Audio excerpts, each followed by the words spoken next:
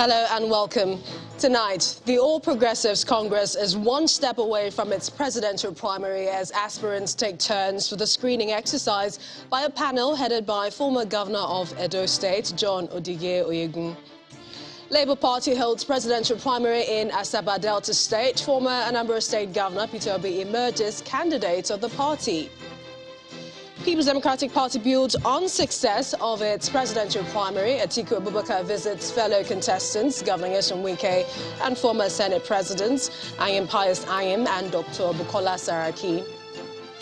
And another video surfaces in social media of 8 kidnapped victims of the Kaduna-Abuja train attack pleading for help from the federal government. On Business News tonight, the Nigeria Customs Service seeks to generate $176 billion revenue in 20 years through modernization concession project. And from Abuja, the Independent National Electoral Commission, INEC, is set to conduct governorship election in Ekiti State. Test runs the MyBoldal voter accreditation system ahead of the election holding in June.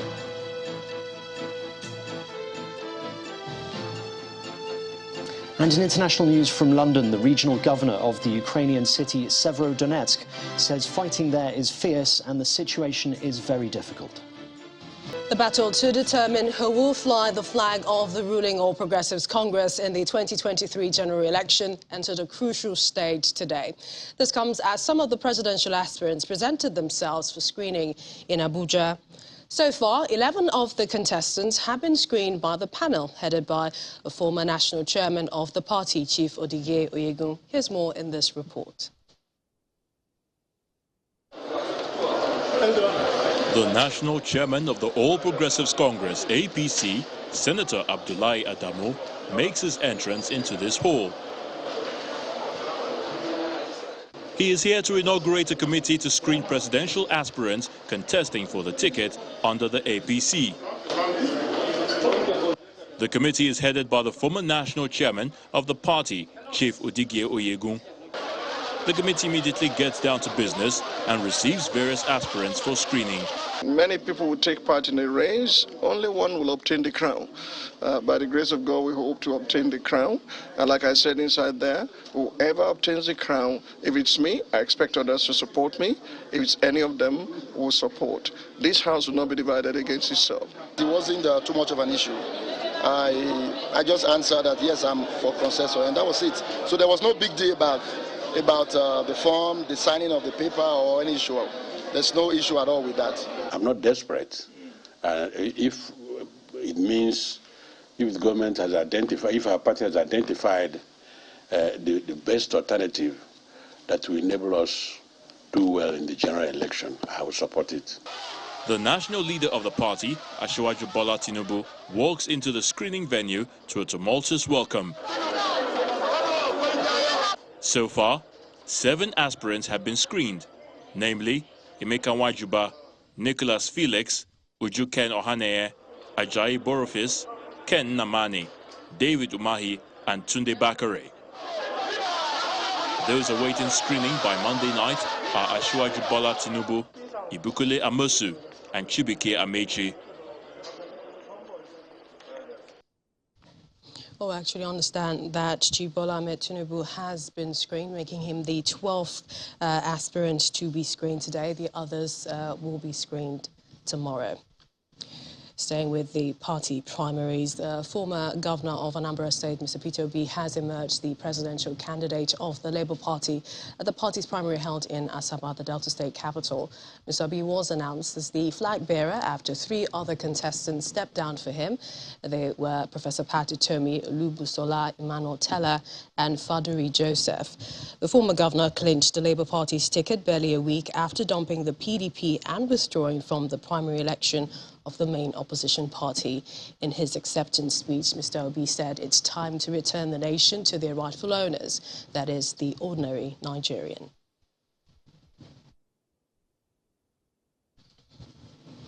And more political parties are concluding arrangements for their primaries. One of them is the Social Democratic Party, which has inaugurated a National Convention Presidential Primary Election Committee to oversee the exercise. Speaking in Abuja at the inauguration, the national chairman of the party, Mr. Shehu Gabam, says the party is determined to rescue Nigeria from the hands of cabals holding the country hostage. The 10-man committee is headed by the party's candidate in the forthcoming governorship election in Ekiti State, Mr. Segun Wuni.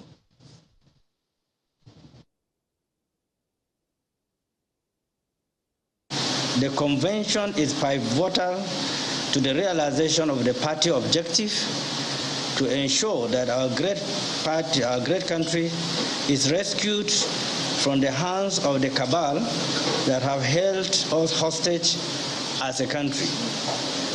The main objective of the convention is to elect our flag bearer in the 2023 presidential elections, and given our antecedents, we have had a reputation of hosting the most crisis-free convention in the recent democratic history of our nation. In considering the membership of the committee, we were guided by the integrity of the members of the committee, and in particular the integrity, acumen, and sagacity of the chairman, His Excellency Engineer Segun Oni, who incidentally is our governorship candidate for the June 18 Ekiti governorship election. And 2 days after emerging as the flag bearer of the People's Democratic Party for the presidential election in 2023, former Vice President Alhaji Atiku Abubakar has embarked on a fence-mending mission ahead of the crucial contest in 2023. Mr. Abubakar has called on the Rivers State Governor Nyesom Wike, who was the runner-up in the PDP presidential primary at his residence in the Asokoro area of Abuja, promising to do all he can to bring everyone on board to forge a united front ahead of the 2023 general elections. He announced the visit on his official Twitter handle, explaining that his visit to Mr. Wike and other members of the party will be a continuous process to unify the party. He has also visited two other co-contestants, Senator Pius Ayim and Dr. Bukola Saraki.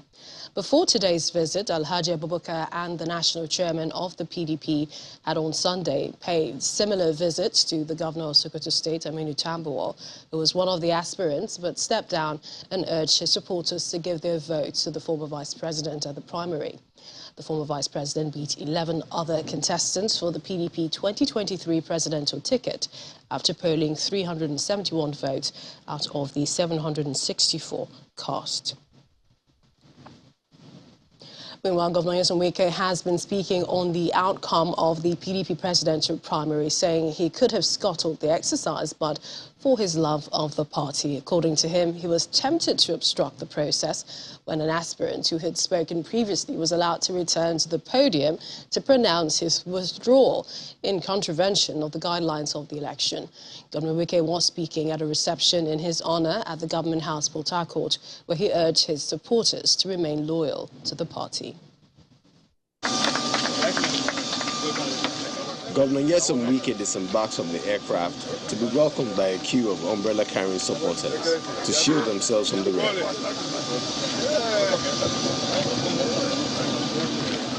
If the governor thought handshakes was all he was getting, the rousing excitement on the streets of Port Harcourt quickly dispelled that notion.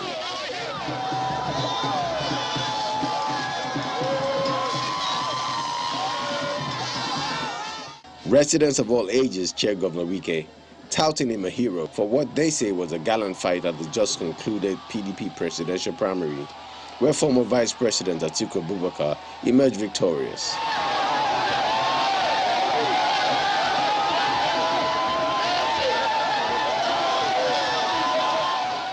There's more hurrah at the Government House. They say although the governor lost, the number he polled is very encouraging for the region. Niger Delta is happy because you spoke for them. Today, our shoulders are high. We can go anywhere and speak about Rivers people. Your Excellency, you fought a good fight. And you did not lose. Rivers State won. Africa. In spite of the accolades, Governor Wike cannot keep his disappointment under his cap. He first hits at the turn of events that shaped the primary. I've never seen how people can violate procedures, guidelines.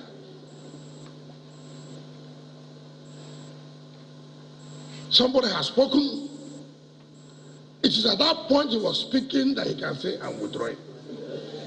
You don't call him back. I just said, look, this our party must not be destroyed. I would have left where I was sitting down. I said, no, this convention can go on. He then berates his South counterparts, whom he believes should have stood by him when it mattered most for the region. Shame to those who will sell out their own thing. Shame to them. You're a governor. You go to a meeting, agree on something that your people would now take the control. The same people who grant. I've never seen anything like that, man. A governor. And tomorrow is, the South is a minority. You are the one making yourself to be in a minority. And you are complaining of minority.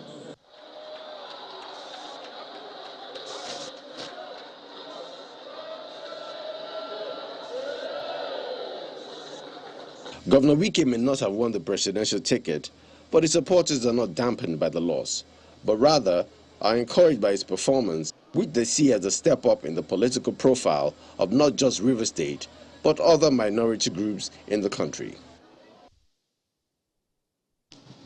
We're barely 48 hours after the emergence of former Vice President Atiku Abubakar as the presidential candidate of Nigeria's main opposition party, the People's Democratic Party. Some political analysts air their views on the considerations for his running mate in the 2023 general elections. While the PDP leadership is silent on who will be the running mate to Mr. Abubakar, the analysts are urging the party to seriously consider power balancing between the South and the North, gender equity, and competency to manage the nation's economy.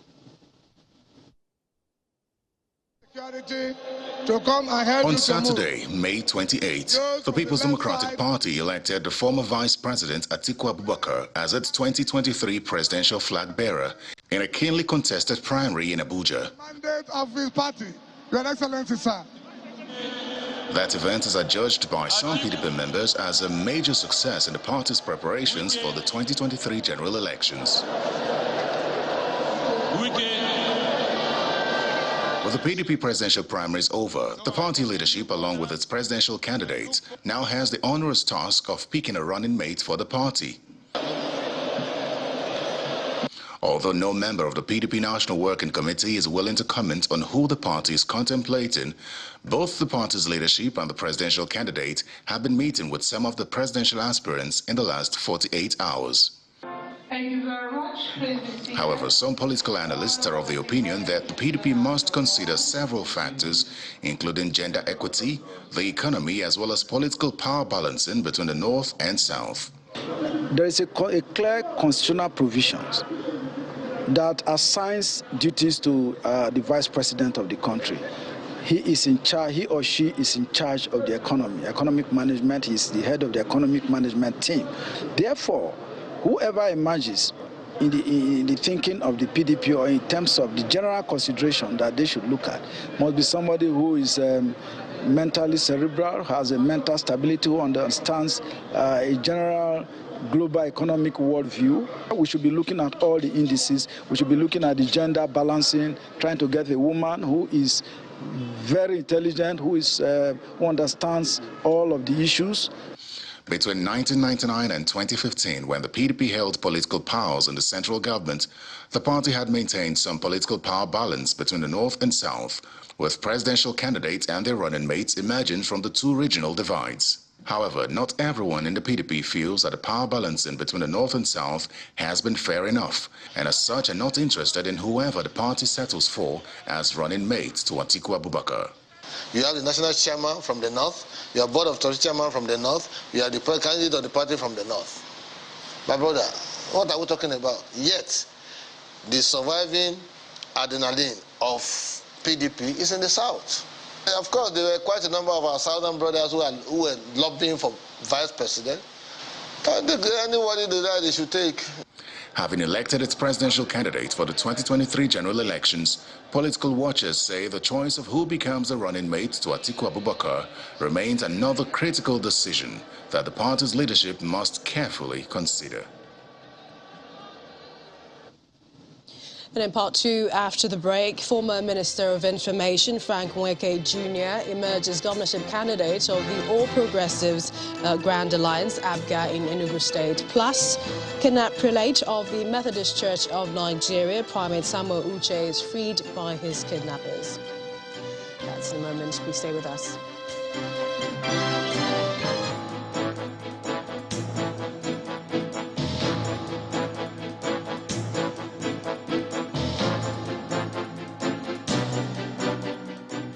Welcome back. If you've just joined us, you're watching the news at 10 live on Channels Television Lagos. A reminder of our top stories. APC screens presidential aspirants ahead of June 6th party primary election. Labour Party holds presidential primary in Asaba Delta State. Former Anambra State Governor Peter Obi emerges party's candidate. People's Democratic Party builds on success of its presidential primary. Atiku Abubakar visits fellow contestants, Governor Nyesom Wike, Ayim Pius Ayim, and Dr. Bukola Saraki. And kidnapped prelate of the Methodist Church of Nigeria, Primate Samuel Uche, freed by his kidnappers alongside two other clerics in Abia State.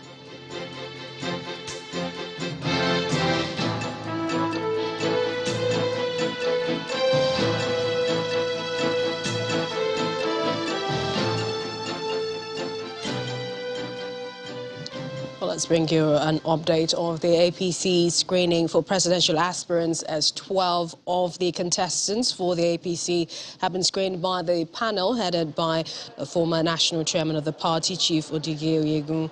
Other members of the party's presidential screening panel include the national chairman, Senator Abdullahi Adamu, and its national secretary, Senator Yola Omisore.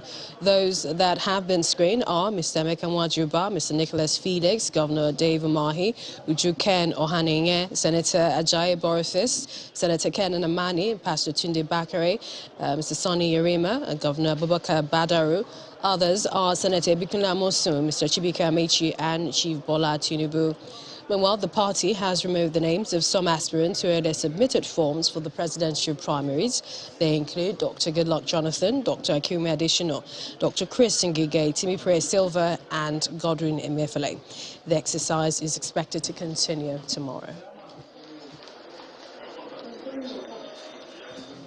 Meanwhile, a former chairman of the Surulere local government area, Prince Hakeem Dixon, has emerged governorship candidate of the Accord Party in Lagos State. In his acceptance speech, the Accord Party flag bearer says he is ready to lead the party to victory come 2023, while also promising to serve in the best interests of the people of the state. It's a pleasure to be here with all our Accord members, without any fight among ourselves.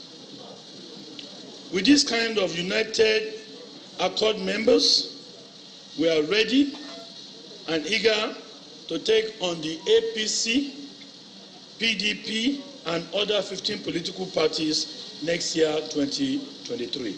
Amen. This is a year of inspiration and hope, and it will be a year of concern. We Lagosians believe that we can come through this troubled time stronger than ever before. To make our campaign direct to the people of the state, homes, shopping centers, shopping malls, factory, colleges, beauty salon, barbers, mention the farmers, schools, union. This is where we take our campaign to. This has been a long and personal campaign. Meanwhile, in Enugu State, former Minister of Information, Mr. Frank Nweke Jr. has won the All Progressives Grand Alliance governorship primary election to fly the party's flag in 2023. He polled 273 of 555 delegates' votes to defeat his closest rival, Jeff Nnamani, who scored 267 votes. At the end of it all, we're all winners. Everyone who came out here, I believe, came out because we were concerned about the state of affairs in Enugu State. We are deeply committed to bringing about change. And so I commend the sportsmanship with which the entire process has been managed, the cordiality with which everything has progressed. And I want to just commit myself to ensuring that everyone here is carried along. We're going to join hands because our ultimate aim is to ensure that APGA takes over the seat of government in this state. That is our ultimate aim. And for the ticket of the Anambra North Senatorial District, wife of the immediate past governor of Anambra State, Mrs. Ebele Obiano, has defeated 3 male aspirants to clinch the Anambra North Senatorial District ticket on the platform of the All Progressives Grand Alliance, APGA. The primary election conducted at the Chuba Ikpeazu Stadium, Onitsha, saw the former First Lady poll 152 votes to defeat her closest rival and the ex-chief of staff to her husband, Mr. Primus Odili, who polled 120 votes. Meanwhile, Senator Ifeanyi Ubah emerged as the YPP candidate to contest the Anambra South senatorial seat. The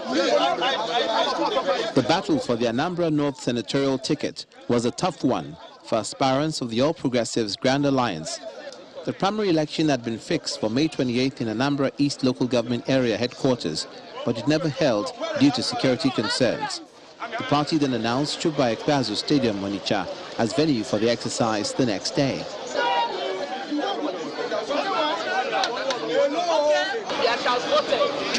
Voting was conducted peacefully, with 276 votes cast. Former First Lady of Anambra State, Mrs. Ebele Obiano, defeated the immediate past Chief of Staff to the former governor to clinch the party ticket. Odili Primus Ugochukwu scored the total number of 120 votes. Obiano Ebelechukwu V scored the total number of 152 votes. By the power invested on me as the returning officer of this senatorial Anambra North senatorial election, I hereby declare Chief Mrs. Ebelechukwu Obiano as the winner. Jubilation continues as party members react to Mrs. Obiano's victory. Since they declared Excellency Ebelechukwu Obiano the winner, that means it holds. So we are happy about that. It's a party affair, it's a family affair. She has won the election, and we all will fall in line and make sure we deliver in the national elections come next year. In other National Assembly elections, Senator Ifeanyi Ubah has emerged the Young Progressives Party's candidate for Anambra South Senatorial District, giving him a chance to contest for a second term. Meanwhile, Mohammed Bashir won the Nasarawa Total Constituency primary of the All Progressives Congress. He beat incumbent Mohammed Ari, who did not get any votes. The victory is actually a victory for democracy, and all of us are Democrats. And I join us to exhibit, spirit of sportsmanship. Let's come together, let's work together, let's synergize, collaborate, and see to the emergence of myself and the party at the general elections. Though victorious in their individual primaries, these candidates have one more hurdle to cross as they face candidates from other political parties to win the seats being contested for in the 2023 general elections. And we have more on the forthcoming elections and more stories. Here's our correspondent, Linda Akibe, with more. Hi, Linda. Hello, Millicent.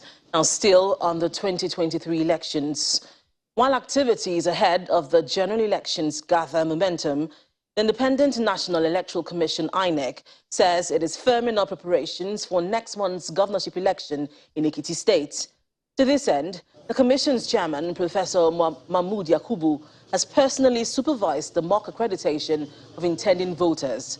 According to the INEC boss, the exercise creates an avenue for the assessment of the bimodal voter accreditation system.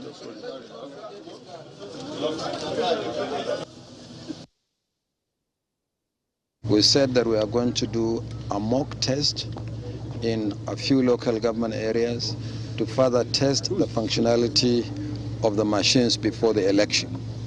And so far, so good with the mock. We have visited one of the polling centers in Ado. We are here in Ikere. From here, we'll go to Irepodun, Ifelodun local government for the same reason. an overall assessment is that we are happy with the functionality of the machine. That is one. Number two, we are also here to look at the readiness of our facilities for the election. As you can see, we have renovated the Ikere local government office, just as we have done with many other local government offices. These are not administrative facilities. They are also electoral assets, because on election day we'll do the RA collation in our local government areas. So far, so good. The third leg of the assessment is for us to see how far the PVCs that we have made available to voters have been collected. Remember, without PVCs, citizens cannot vote on election day. And 74% of the PVCs have been collected so far. Still ahead on the news at 10, Nigeria Customs Service seeks to generate $176 billion revenue in 20 years through modernization concession project. That's on Business News. Join us again.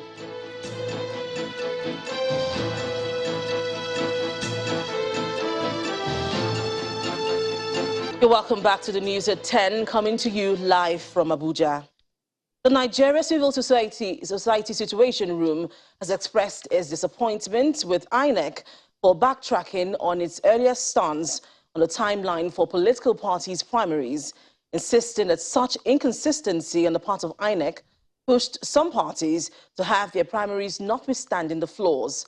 The Situation Room, which is a coalition of civil society groups in Nigeria, also frowns on what they describe as monetization of the party primaries and ask INEC to investigate the use of money in the ongoing candidate selection processes. In a statement by the convener, Mrs. Eneobi, the group also urges INEC to desist from any future action that may give the perception of bias, as was the case with the recently adjusted timeline for political party primaries. To the judiciary. The former governor of Imo State, Senator Rochas Okorocha, has pleaded not guilty to the 17-count money laundering charge bordering on conspiracy and stealing referred against him by the Economic and Financial Crimes Commission. Senator Okorocha took his plea alongside a chieftain of the All Progressives Congress, Anyim Chinenye, and 5 companies. Following their plea, Senator Okorocha's lawyer, Mr. Oke Amechi, prayed the court to release him on bail pending the determination of the case against him. Former governor of Imo State and current senator representing Imo West constituency arrives the courtroom at the Federal High Court Abuja ahead of his arraignment by the Economic and Financial Crimes Commission on alleged money laundering charges. He's received by friends, family members and his lawyers. The courtroom is filled to its capacity, with every available space taken. Then to the day's proceedings.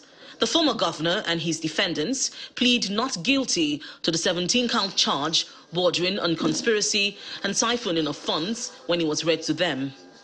Shortly after that, his lawyer, Mr. Oke Amechi, prayed the court to release him on bail pending the determination of the case. The counsel to the EFCC, however, told the court that the federal lawmaker raised some issues in his bail application that would require his response. The trial judge, Justice Ian Geko, subsequently adjourned the matter till Tuesday to hear the bail application of the defendants and also ordered that they should remain in the custody of the EFCC pending the determination of the application. Since the charge was filed in January, whether they would say deliberately or not, they didn't serve him. So they just waited until 24th, which was the screening day of APC, and stormed his house and seized him and took him into custody without court order of arrest warrant. And they've been keeping him. So we have applied for bail because he's entitled to bail. If he's served and he didn't appear, the court will issue a warrant for his arrest, but he was not served. And they did not even take advantage of provision of the Administration of Criminal Justice Act, which says if you can't find the defendant, you file a motion for substance service, the court will give you leave, you go and put it at his house. They didn't do that. We don't want to suspect their motive for what they did, particularly choosing the day of the screening. Senator Okorocha had declared his intention to contest for the presidency in the 2023 elections, but was arrested by operatives of the Anti-Graft Agency.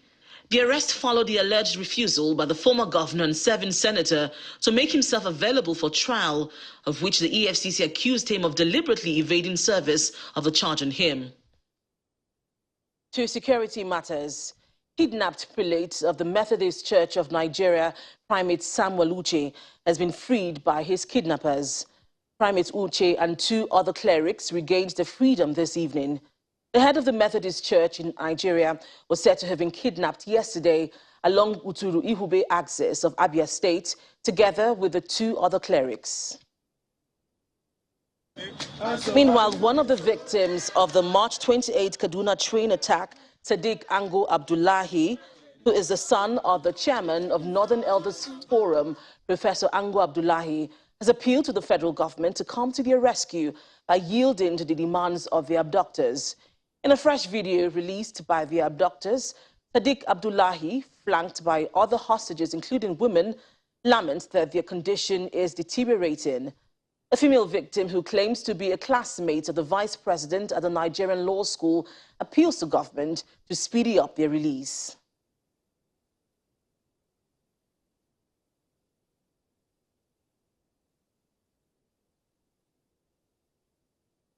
That's all from Abuja. Back to you, Millicent.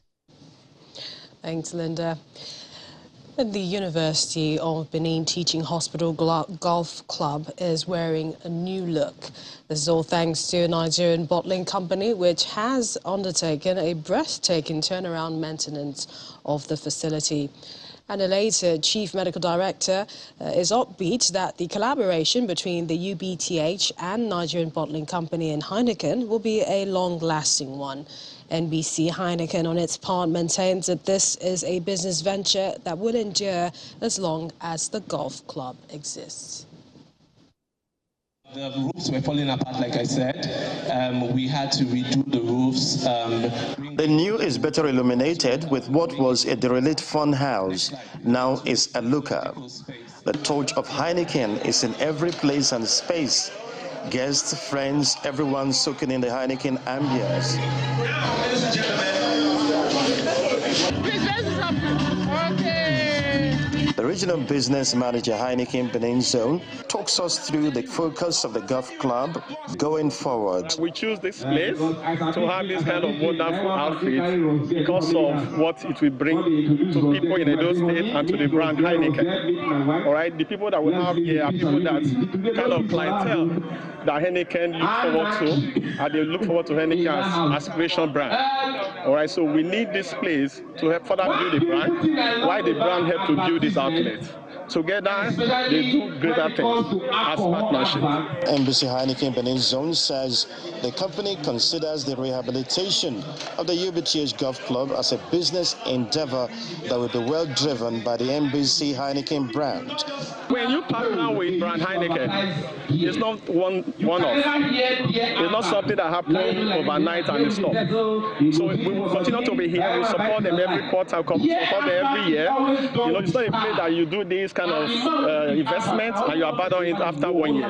The Chief Medical Director of UBTH is pretty upbeat about the collaboration with NBC Heineken and believes the newly rehabilitated golf club will come quite handy to caregivers, handlers and relations of patients. The University of Benin Teaching Hospital has a straight 18-hole golf course, which is embedded inside the hospital premises, and we believe we are the only one in the world that has such a golf course, and that is deliberately so because we believe that patients and their relations and their caregivers, when they have their patients in the ward, they can come here and relax while we take care of the medical condition.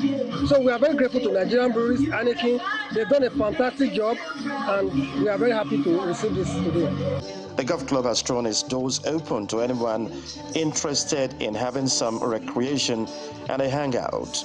Osazo Abaze Channels Television News. Let's go over to the lovely Joke Rogers, who's got the latest in business.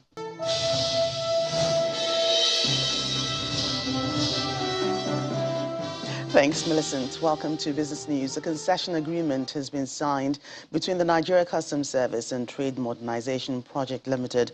The public-private partnership has the Africa Finance Corporation as lead financier and is projected to generate over $176 billion to the federal accounts in 20 years. Comptroller General of the NCS, Colonel Hamid Ali, says the service will be fully digitized and will set the pace for all other African countries to follow.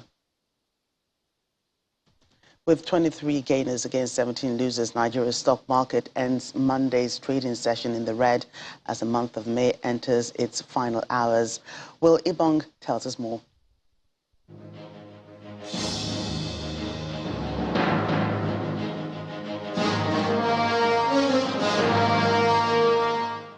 Hello and welcome to the Stock Market Report. And yes, that's the sound of 169 billion naira taking off the market value as the all-share index dropped from its Friday high of 54,000 points to 53,772 points in today's trading session. Activity chart reflected the market sentiment as volume and value saw huge jumps today. Deals didn't follow suit as it saw a lower figure when compared to Friday.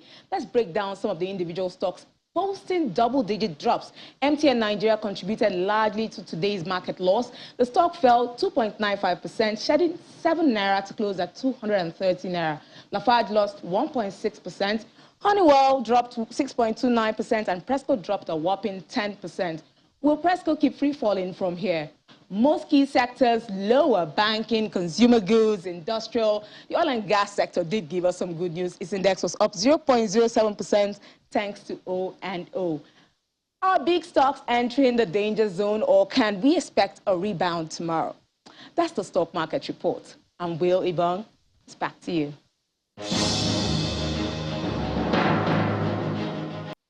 Well, that's business news on the news at 10. Back to you now, Millicent.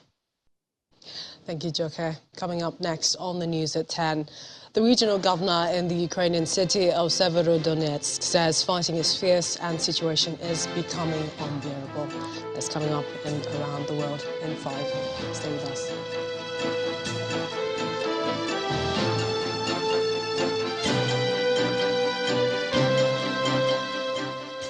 Ukraine's President Volodymyr Zelensky has called on EU leaders to show greater unity and called for a new set of sanctions against Russia, including a ban on Russian oil. Here's Simon Pusey with more international news. Good evening and welcome to the Channel Studios here in London with your international news around the world in 5. The regional governor in the Ukrainian city of Severodonetsk says fighting is fierce and the situation is very difficult. Eyewitness video showed damaged buildings in the city. Severodonetsk is a key Russian objective as part of its goal of capturing all of the eastern Luhansk region, but Ukrainian forces are mounting stiff resistance. Meanwhile, several strikes hit Kharkiv and the region around the city. Ukraine's second biggest city had been relatively quiet since Ukrainian forces regained territory around it and pushed back Russian troops this month, enabling the authorities to reopen the city's metro network. After failing to seize the capital Kyiv in its 3-month war, Russia is now trying to wrest full control of the eastern Donbass region, where it has backed a separatist revolt since 2014. Ukraine's Kalush Orchestra, which won the Eurovision Song Contest earlier this month, has raised $900,000 for the country's military battling the Russian invasion by selling the contest's trophy. The group won Eurovision with their entry Stefania, surfing a wave of public support to claim an emotional victory that was welcomed by the country's president. They have now sold the crystal microphone they were awarded in a Facebook auction. The funds raised will be used to purchase for the armed forces the PD-2 unmanned aerial system, which includes 3 aircraft and a ground control station. The U.S. Department of Justice says it will investigate the police response to last week's mass shooting at a school in Uvalde, in Texas, which killed 19 children and 2 teachers. Public anger is growing after it emerged that officers waited in the hallway as children trapped with the shooter made desperate 911 calls. President Joe Biden visited the memorial to the victims on Sunday with his wife and First Lady Jill. As they were leaving, the gathered crowd chanted, "Do something," prompting this response.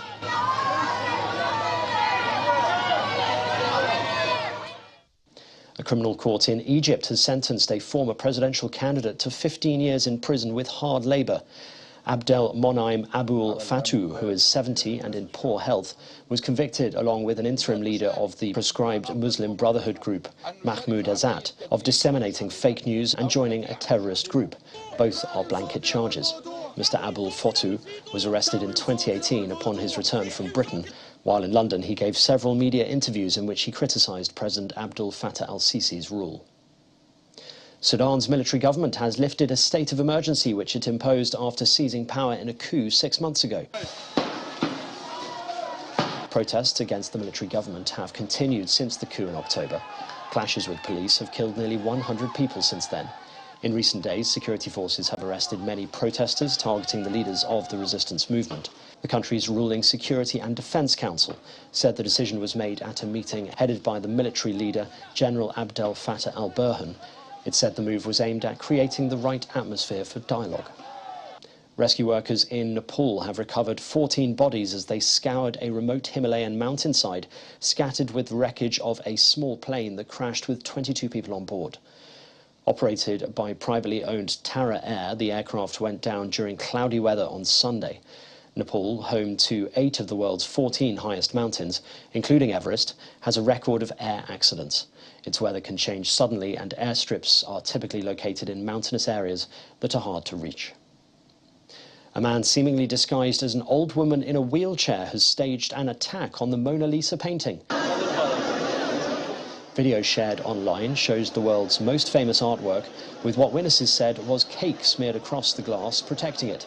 Bystanders said a man dressed as an old lady jumped out of a wheelchair at the Louvre in Paris before attempting to smash the protective glass in front of the Leonardo da Vinci painting.